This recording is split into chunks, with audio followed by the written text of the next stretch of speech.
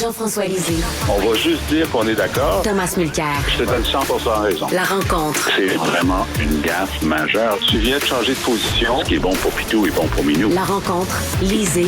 Mulcair. Alors oui, on est rendu là au Québec, à Montréal. On tire maintenant sur des écoles juives. Jean-François, est-ce que tu es d'accord avec Bernard Drinville lorsqu'il dit c'est du terrorisme? L'objectif, c'est de terroriser. Hein? Je veux dire, ils veulent faire peur, ils veulent faire en sorte que les membres de la communauté juive soient apeurés. Et comme le disait un des membres hier, écoutez, nos enfants, c'est ce qu'on a de plus précieux, hein, c'est vrai pour tous. Et de tirer proche d'une école, ça instille la peur chez tous les citoyens, puis tous les parents et les enfants. Imaginez les enfants s'ils savent qu'il y a eu des coups de feu autour de leurs écoles lorsqu'ils étaient absents. C'est pas jojo de se rendre à l'école. Bon, heureusement, la présence policière va être beaucoup plus renforcée, présente autour des établissements. Alors, à ta question, Bernard Drinville a raison, c'est une forme de terrorisme. Tom? J'étais entièrement d'accord et j'étais content que Drinville appelle un chat un chat.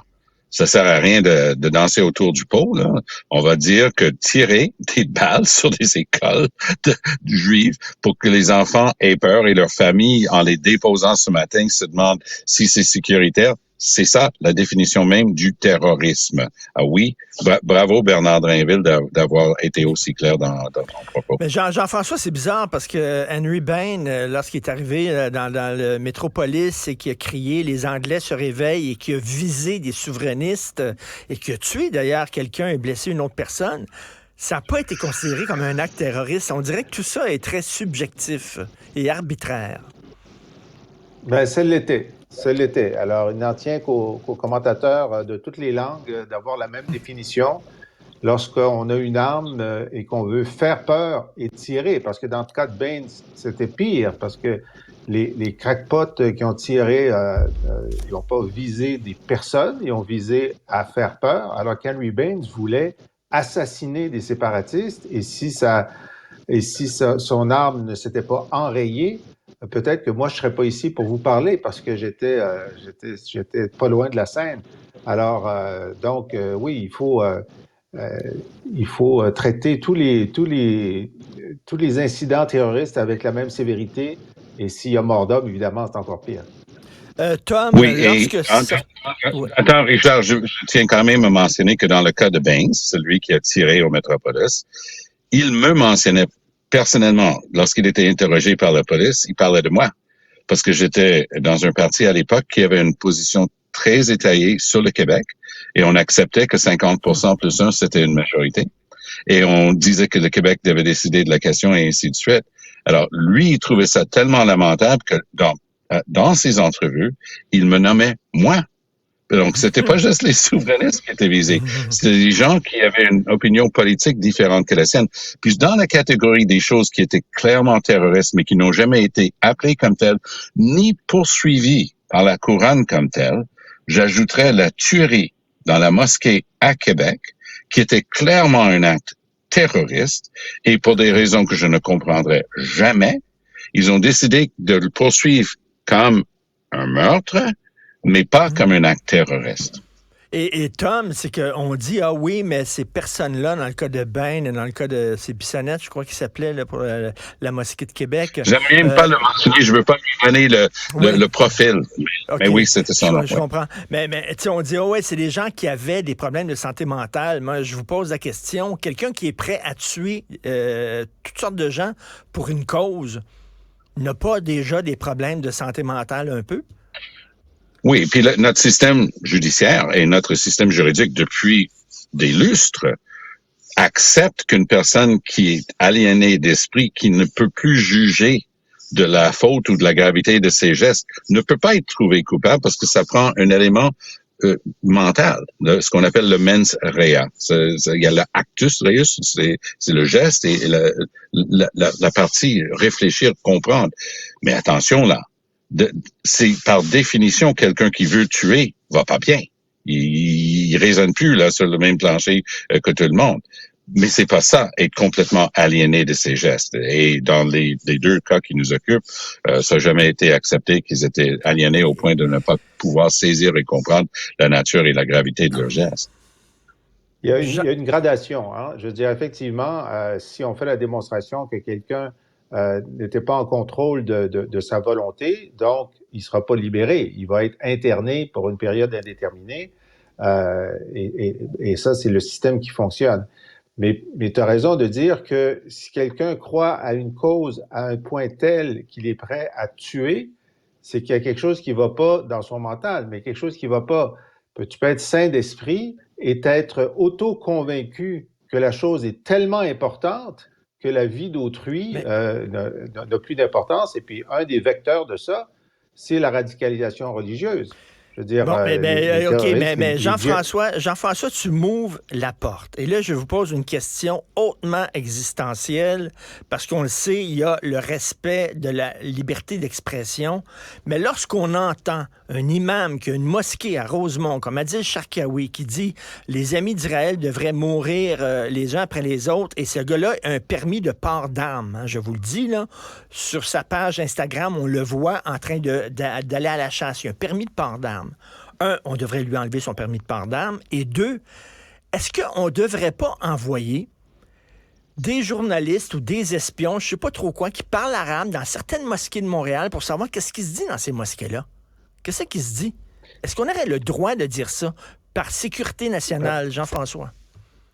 Ben d'abord, c'est le rôle de la GRC puis de la police de Montréal d'avoir soit des informateurs, soit, je veux dire, les mosquées problématiques sont sous surveillance d'une façon ou d'une autre.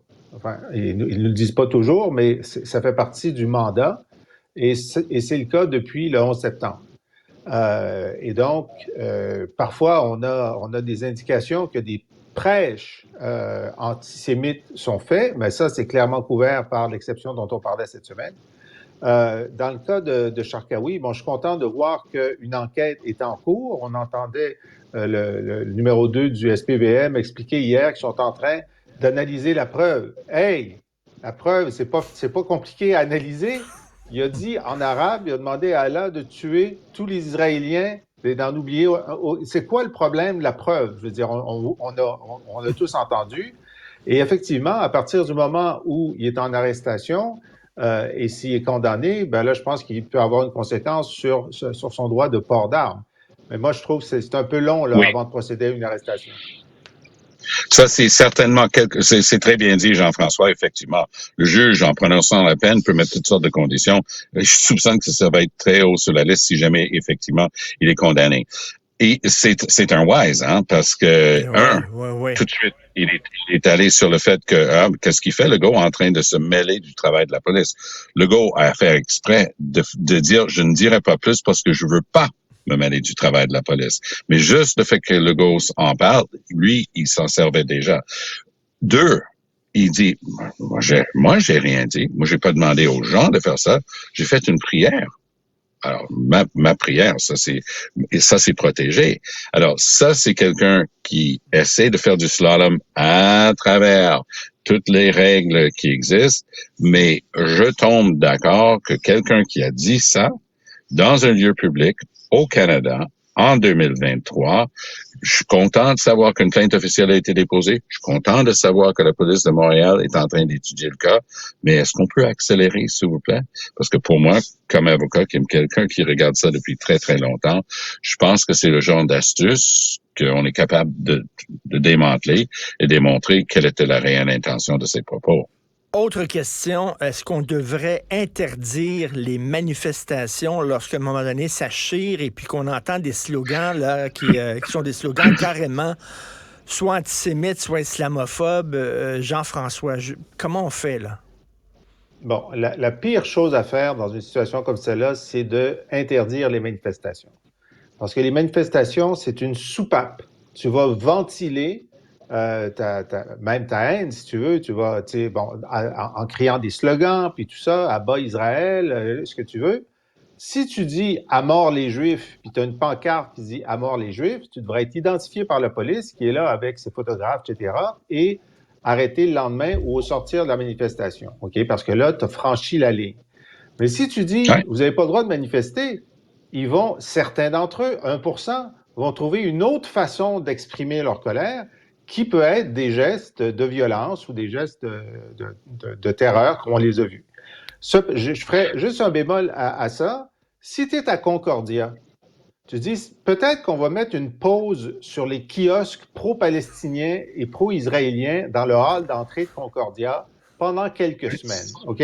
Parce que le fait de les mettre en présence rapprochée n'est pas, disons, n'incite pas au dialogue. Allez manifester chacun de votre côté, un peu plus loin, mais pour les kiosques, on va attendre un petit peu. C'est extrêmement bien dit. Et il faut faire attention parce qu'il y a des gens qui sont en train de généraliser à propos de la réponse que Legault a donnée à une question hypothétique hier. Parce qu'on voit les titres, Legault prêt à interdire les manifestations. Il répondait à une question. Est-ce que tu serais prêt à considérer ça? Il a dit, j'enlève aucun choix, aucune possibilité, aucun outil de la table. Il n'était pas en train de dire qu'il allait bannir les manifestations, qu'on soit clair là-dessus. Mais on est rendu à un stade où les appels au calme, moi j'ai trouvé ça impeccable comme ton de la part de M. Legault et de la part de M. Trudeau hier. C'est venu au moment voulu. Il faut que les gens comprennent qu'elles n'émettent. Et moi, j'écoutais très attentivement les explications qui étaient données surtout par les étudiantes et étudiants à Concordia. J'étais désolé, littéralement désolé que les gens comprennent pas que lorsque tu dis de la rivière à la mer, tu vas libérer la Palestine, tu es en train de dire qu'il y a 8,5 millions de Juifs que tu vas pousser à la mer. Et il y a une chose, positive c'est peut-être trop fort, mais au moins qui est claire. Parce que depuis des décennies, j'entends des gens dire, « Hey, moi là, je suis pas antisémite. Moi, je suis anti-Israël. Je suis anti l'existence de l'État d'Israël. Moi, je suis pas anti-juif. Mais lorsque tu es dans une manif et que tu dis ça, c'est antisémite. Tu es anti-juif. Et parce qu'il y a 8,5 millions de juifs qui seraient poussés à la mer. Et Hamas est là pour tuer des juifs. Iran dit que leur priorité, c'est de détruire l'État d'Israël et les 8,5 millions de Juifs qui s'y trouvent. Alors, ce vieux truc de dire, moi, je suis anti-sioniste, moi, je suis pas anti-juif, ça, au moins, de tout ce débat-là qui a lieu depuis un mois, c'est en train de s'étioler, les gens peuvent voir à travers. Et aujourd'hui, dans le Devoir, Jean-François, il y a des élus et d'anciens élus qui sont mis ensemble pour écrire une lettre pour un cessez-le-feu. Il faudrait envoyer le mémo au Hamas parce que le porte-parole du Hamas le dit, ça en prend d'autres, massacre du 7 octobre. Il va en avoir d'autres. Alors eux, s'il y a un cessez-le-feu, le Hamas va profiter de cette pause-là pour se réarmer. Il ne faut pas se mettre la tête dans le sable. Ben, ça dépend qu'est-ce que tu fais après le cessez-le-feu. Je veux dire, c'est clair qu'il faut faire en sorte que le Hamas... Moi, ce que j'ai écrit, c'est un cessez-le-feu et une tutelle internationale quelconque. Ça prend une force d'intervention qui soit pas israélienne, qui occupe le territoire et qui empêche le Hamas d'abord, tu crées un gouvernement provisoire qui n'est pas celui du Hamas, et puis tu essaies de faire en sorte de contrôler les entrées et les sorties, puis tu essaies d'arrêter les gens du Hamas. Il n'y a rien de simple là-dedans. Il n'y a rien de simple. Mais le choix, c'est entre un pilonnage continu qui va faire des milliers de civils morts ou un truc compliqué qui va arrêter le pilonnage, qui va enlever le pouvoir au Hamas, mais le Hamas est toujours présent sur le territoire, alors tu vas être obligé de le contrôler d'une façon ou d'une autre. Mais c'est pas le retour à la situation antérieure où le Hamas contrôlerait Gaza puis ferait ce qu'il voudrait. Écoutez, je pense que la semaine a été très dure. On va se laisser sur une note un peu plus légère. Tom et Jean-François, je vais commencer par Tom. Catherine Dorion qui va écrire une pièce de théâtre sur la démocratie. Est-ce que vous allez être aux premières loges? Yes, j'irai. Et si ça se présente à Québec en premier, je vais être là parce que c'était un des personnages politiques les plus intéressants des dernières années. qu'elle n'a pas duré plus que son intérêt pour la politique n'a pas duré plus qu'un mandat m'a pas tellement surpris, mais je regrettais beaucoup son départ parce que c'était une voix fraîche sur le panorama politique québécois et canadien. Elle avait vraiment des idées super progressistes, mais elle donnait du fil à retordre même à Québec solidaire, sa maison choisie, et elle a décidé tout simplement de pas se représenter. Mais je soupçonne qu'il y en a qui risquent de se reconnaître dans certains personnages dans sa pièce de théâtre. Alors oui, je vais y aller. Jean-François. Ah oui, moi, même chose. Hein, bon, j'ai toujours eu un faible pour Catherine Dorion, mais je pense qu'effectivement, elle provoquait. Moi, je trouvais qu'elle avait une façon bien à elle de faire les choses et de dire les choses. Moi, elle m'a fait beaucoup sourire. Et je m'ennuie un petit peu d'elle. Je suis certain qu'il va y avoir des clés dans sa pièce de théâtre, ou ça va être un monologue, ou je ne sais trop. Ça va probablement être savoureux et décapant. Alors oui, j'y serai sans aucun doute. OK, mais à la première, est-ce qu'il va falloir porter une cravate ou on peut y aller habillé en mou à la première? C'est obligatoire d'être en coton ouaté. Ben, j'ai hâte de te voir, Tom, en coton ouaté ce soir-là. Alors, merci à vous deux. Bon week-end, bon vendredi.